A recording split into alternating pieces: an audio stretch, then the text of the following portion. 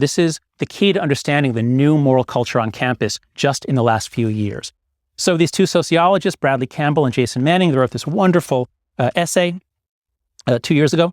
They were trying to understand, they started hearing about microaggressions, and they were wondering, why do some campuses talk about microaggressions?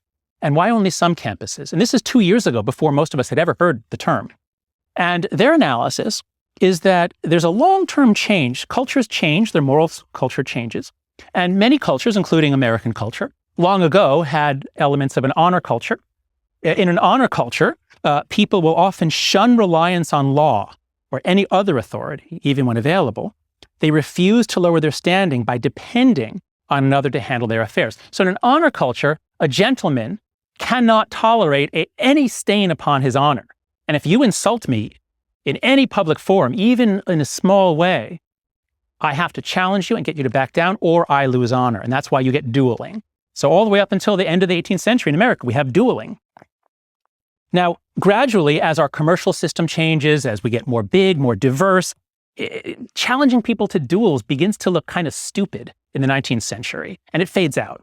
And it's replaced, they say, by what they call a dignity culture. In a dignity culture, dignity exists independently of what others think, so a culture of dignity is one in which public reputation is less important. It's even commendable to have thick skin.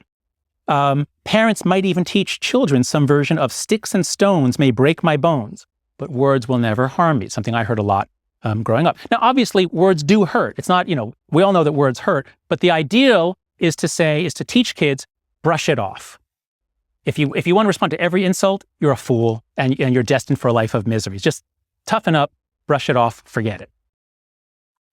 But what Manning and Campbell say has been happening, especially, and it happens first on campuses in the United States, is the transition to a victimhood culture. A culture of victimhood is one characterized by concern with status and sensitivity to slight, so just like an honor culture. Any little thing can cause it, you have to react. So people are intolerant of insults, even if unintentional, as in an honor culture. But here, they react differently. They don't deal with it themselves. They bring it to the attention of the authorities. If something happens, you don't deal with it yourself. You report it, you get the president of the university, the dean, somebody, some older person, some bureaucratic authority, you bring them in to punish the person who did this. In such a culture, you don't emphasize your strength, rather the aggrieved emphasize their oppression and their social marginalization. They also point out that the only way to gain status is not just to be a victim, but to stand up for other victims. And so even if you're not in a victim class, you can gain status by aggressively pursuing those who you think have marginalized members of the victim class. So for example, at Emory, back in, I think, January, February, when somebody wrote Trump 2016, not just once, but maybe 20 or 30 times, people wrote Trump on campus overnight. What do you think happened? Do you think those tough Emory students got out their wet sponges and paper towels and erased it? Hell no. They were scared. They were panicked. They said they were fearing for their lives. And they went en masse. They gathered and then they went to the president and they demanded that the president of the university take action. Can you imagine someone writing that during an election year? So this is moral dependency. The president at first was very sympathetic, and then when the whole world mocked him, he kind of backed off and said, okay, we have to, let people have free speech. But, so the British tabloid, the Daily Mail, students freak out because someone trumped Trump slogans. So the whole world is laughing at Emory University, and basically they're laughing at American college students. And this is not just the whole world, it's most of America too, is laughing at the stories they read about fragile college students. Not you guys. You guys, I'm sure, are tougher. You came to this lecture. Many of you are in the PPE program. I don't mean you, but all the students at many other schools. And the reason why this is so terrible for the students themselves is that once victimhood culture gets onto your campus, and once it gets into the teaching, students are literally taught to see people as members of good or bad groups. There's the good race and the bad race, the good gender and the bad gender, good, bad. Students are learning a Manichaean view of the world, good versus evil.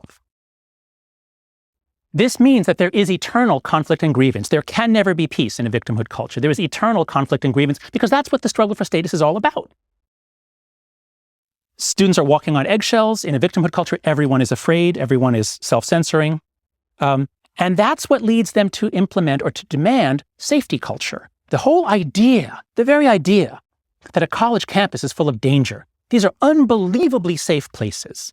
But the idea that words, ideas, and speakers could invalidate someone's existence is so threatening. We need protections. We need safe spaces. We need trigger warnings.